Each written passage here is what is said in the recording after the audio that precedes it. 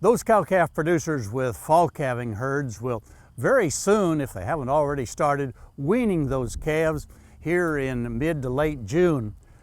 Weaning calves in very, very warm summer temperatures can often be pretty stressful.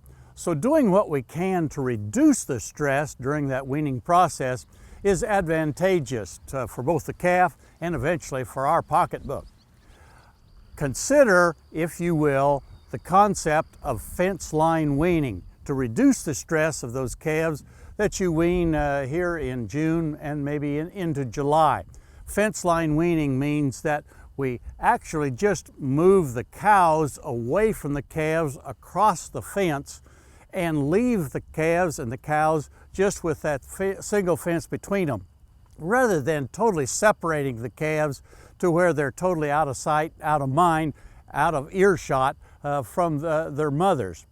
That concept has proved to be very successful in reducing stress.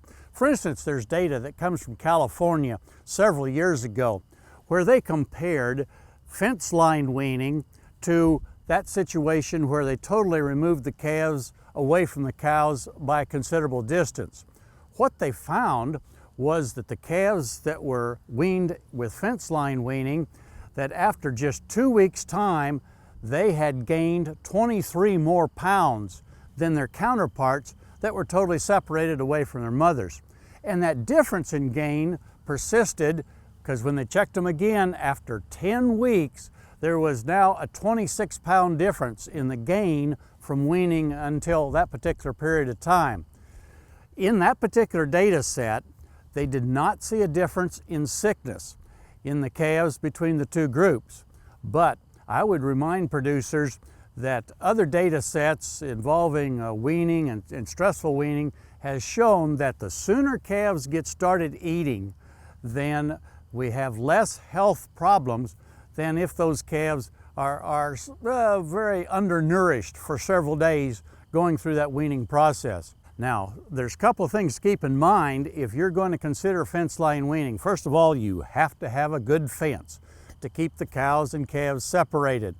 And there's some good ideas as to different kinds of fences that would do the job for fence line weaning if you just go to the SunUp website.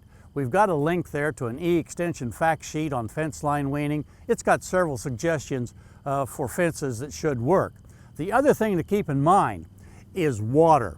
You need fresh water for both sides of the fence, the side with the cows, and of course having a source of water that those calves can reach, fresh water that is very, very attainable for those calves, because in this hot summer weather, we're going to need water available on both sides. Keep that in mind and do your planning before you start that fence line weaning. Consider fence line weaning this year. I think you'll get those calves off to a better start and have a healthier, larger calf at weaning time this year due to that management practice. Hey, we look forward to visiting with you again next week on SunUp's Cow-Calf Corner.